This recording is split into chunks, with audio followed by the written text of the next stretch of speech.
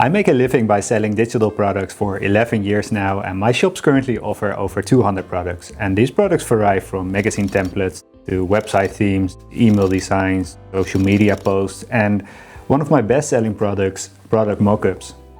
And in today's video I show you step by step how I created my latest addition to the shop, which is this beautiful warm-toned device mockup collection, so you can start creating your own digital products and selling them the same way that I do. And my name is Ruben and I create these more slow-paced videos around AI and design, and if that sounds like something that you're interested in, then please subscribe to my YouTube channel. It would really help me grow as I'm just starting out. And make sure to stick around until the end, as I prepared a small free gift for you as a thank you for your support. Because I want to create a cohesive collection of device mockups, it is important to maintain a consistent style across all images, and to ensure that all images have a similar look and feel, I first create what I call a style prompt. And this is a short piece of text that describes the style of an image, like the color tones, the lighting, the materials.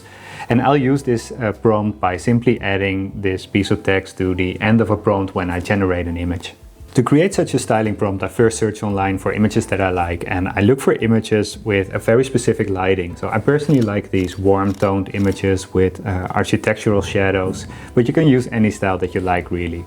So I use this image that I found on Pinterest, and some other interesting lighting styles for mockups are moody lighting, dark toned scenes, and a backlit studio light, for example. Once I find an image or images that I like, I upload them to the LLM and I reverse engineer a prompt. And this basically means that I ask the LLM to write a prompt that would generate a similar looking image as the reference image. And I made a more in-depth video on how to make an app that automatically reverse engineers image prompts based on your uploaded images, and I leave a link in the description in case you're interested. So I asked the LLM to describe the lighting, the textures, the colors, the shadows, and the overall vibe of the reference image. And I like using Gemini for this part, as I generate the images with Nano Banana, which is powered by Gemini. And this ensures that the image generation model fully understands the prompt as it basically wrote it itself. So this is the style prompt it wrote based on my reference image, and it mentions an overall sophisticated and minimalistic interior style. It mentions clean lines, which ensures that the interior doesn't have any arcs, curves or cylinder shapes, but uses hard edges instead. And then it mentions that very recognizable bright lighting and those matching architectural shadows. And that's the main reason that I chose this image, as I want this to become the backbone of the mockup collection. Next, it describes the textures, and because Nano Banana is a reasoning model, it will allocate these textures in a very logical manner. So for example, the fabrics will most likely become a chair or a sofa, and the wooden textures will probably result in a table of some sorts. And this is interesting to understand because the AI model will try to put in as much elements of the prompt as possible, and will therefore even add objects, even if you not have prompted for those objects, just because it wants to place the texture somewhere in the image. And for the colors, it describes these warm tones and deep blacks, and you could define this even more by adding the hex color codes, and this is useful if you need your images to be on brand, for example, and you have very specific brand colors that you like to use. And once the styling prompt is ready, I use it to create the master image. And this image will be the foundation for the setting of the collection and used as the main reference image. And I use this to ensure that the setting for each image will match and stay consistent. So I use Nano Banana in the higgsfield editor to generate the images, and I'm not affiliated with them. I just like using the website, as it ensures that I can generate multiple images at once and without any visible watermarks and in a 4K resolution. With the image section in higgsfield open, I select the model that I prefer, which is Nano Banana 2, as it currently outputs the most realistic results. And I choose a 3:2 ratio, as 3000 by 2000 pixels is the most common size for mockups on marketplaces such as Creative Market and Etsy. And then I set the resolution to 4K, and this is more than enough quality and even gives me some room to crop the image if needed. I paste in the style prompt and ask for a home-like indoor setting for this collection, similar to the reference image that I used before. And I specifically ask for a wide shot, so I get a clear image of the setting, and this gives me more room to work with when I generate additional images based on this scene. So I can pick specific areas of the image and create additional mockup scenes. I ended up with this master image. Okay, so far I created a style prompt that helps understand the AI model, the lighting and the mood for my image, and a master image that shows the AI model the setting. And the next step is to create multiple images in the same setting with a similar style. So I upload the master image and the styling prompt to higgsfield and I start with iterating. And I do this by playing with different angles, for example, like I did here with this iPhone scene where I ask it for a flat lay top-down view. Or with this scene where I ask it for a direct front view. And important here is to instruct the AI model to make the screen of the device directly face the camera, as it otherwise may show the wrong side of the device, like happened here when I experimented with different angles. Another shot that I like to use for mockups to create variety and make them look a bit more playful is the 3/4 angle, like I used for this scene. And I really like those reflections on the screen, by the way, and I'll address reflections further in the next phase when I create the actual mockups out of the images. Besides adjusting the angle, I also play with replacing or removing objects from a scene. And this was basically the same scene, but I asked it to replace the MacBook Pro with an iPad Pro in a stand and swap the decorative objects in the background with new objects that would match the scene. I've often seen the comment that Nano Banana is a replacement for Photoshop. And although I don't fully agree, as I still can do a lot of my design work without Photoshop, I definitely see where they're coming from. And I'm saying this because I didn't like the metal colored iPad stand, and instead of manually altering the stand with Photoshop, I simply prompted for a wooden stand. It replaced it perfectly and in one shot actually. And this really shows how convenient and smart the AI tools like Nano Banana are becoming for designers. At this stage you can really see how the style prompt and the master image keep all the images very consistent. In each image you can find recognizable features which make it feel like a part of the overall collection. For example, it adds the same walnut wooden textures and creamy color tones in all images. But it also adds these very recognizable diagonal shadows coming from a window frame, whereas in other images it shows the source of the shadows, the window frame itself. I don't add the master image to each prompt, as I don't want the collection to become too repetitive by only generating the exact same setting, but instead I want some variety too, and I do this by giving the AI model more freedom by not including the reference image. And it's still going to feel cohesive, as I always add that style prompt to each generation. So you probably get the point. I create multiple versions of the same setting in a similar style, but at the same time I try to keep it playful and add enough variety. Now that I have a collection of images that I like, I download and retouch them. Because even though the AI image generators have become very good over the past few years, the images aren't perfect out of the box and they still need some work. So I use Adobe Photoshop to retouch them, and the main thing that I do for all images is adjusting the brightness so all devices match each other in terms of darkness.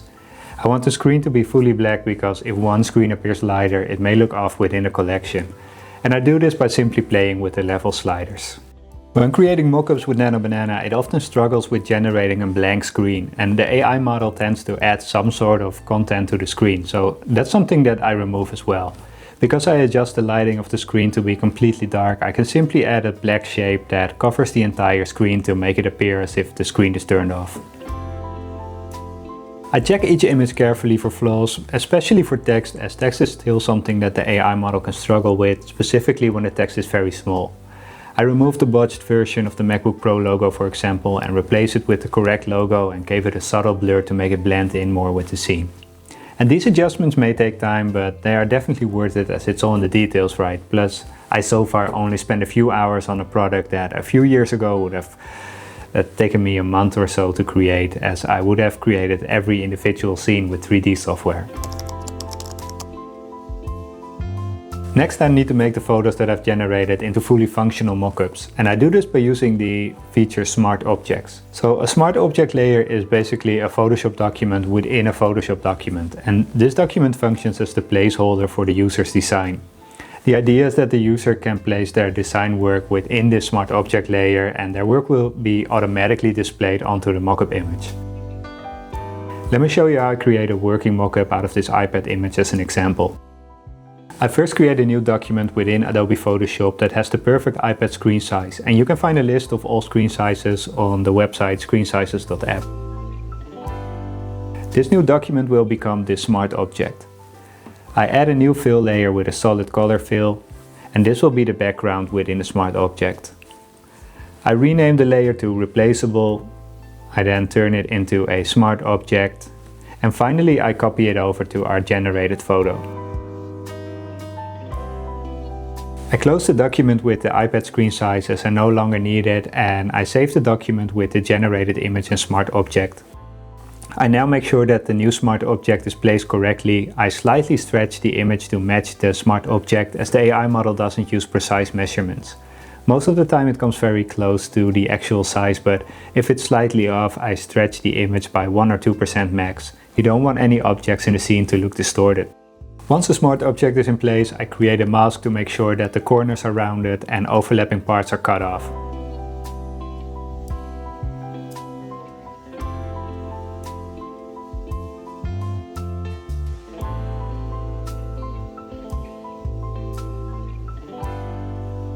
I check how it looks by placing a dummy design, and once I'm happy with the result, I save it and I now have a working mockup. I like to go the extra mile by adding screen reflections as an overlay, and this will really make the device feel like a part of the scene. I do this by simply drawing on a white mask layer with a feathered brush, and I paint in the same direction of the lighting so it really blends in with the scene.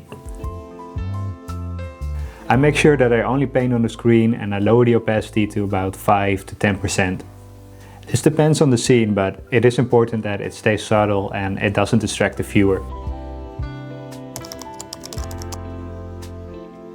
Once the mockups are finished, the only thing left to create before selling it online are the product images.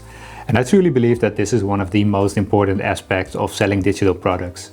You can create the best product in the market, but if your product images don't look compelling, you simply won't make any sales. And now that anyone can easily create SEO-friendly product descriptions with the use of LLMs, the product images have become so much more important. So here you can see the product live on Creative Market, and in the years that I sell digital products, it has become very clear to me that most customers never read the product description, especially on Creative Market and Etsy, where you have to take an additional step and unfold the text to read it. So if you want potential customers to show product information, you have to do so in your product images. For example, I like to mention that these mockups work with Adobe Photoshop, but also work with the free Photopea editor, so there is no need for an expensive Adobe subscription. And you don't want to go overboard with product information, as the visuals are what make people fall in love with your products. And that's why I like to vary between these full-size images and images with product information. I also try to be playful with the layout to keep the viewer interested, and that's why I use both these single images and these grid layouts. I also add a few mockups with placeholder designs to showcase what the actual result looks like. I do this so potential customers can envision what their own work would look like, and I don't do this for all mockups, as I also want to leave some of this to the customer's imagination. I end the product images with an image of a clear overview of everything that's included to avoid any misunderstanding about what's included in the download. So in short, it is important to really take your time for the product images, as this is what sells your product, and vary between different layouts to keep things interesting and include only the most important and crucial information in your product images. The price of your product is another aspect that can really make or break a successful product. I always start by researching what similar products go for in my niche, and then I price it about 10 to 20% higher, and I make sure to justify it. For example, when I sell product mockups, I add extra variations and I try to be unique. And for print work, for example, I add designs for both European and US standards, and for social media templates, I provide designs for different platforms. And this way customers feel like they're genuinely getting more. And whatever you do, avoid the race to the bottom by trying to be the cheapest. There's always someone who can produce more for cheaper. And cheap pricing signals cheap quality too. So yeah, my recommendation is to compete on value, on uniqueness, and on trust instead. So that's it for the full workflow that I used to create my most recent mockup collection, and you now have all the know-how to create your own professional mockup collections with the use of AI. And I mentioned at the beginning of this video that I had a small free gift for you, so I added this mockup that I created as a part of the new collection as a download to the description of this video. Feel free to grab it, it's completely free for you to use.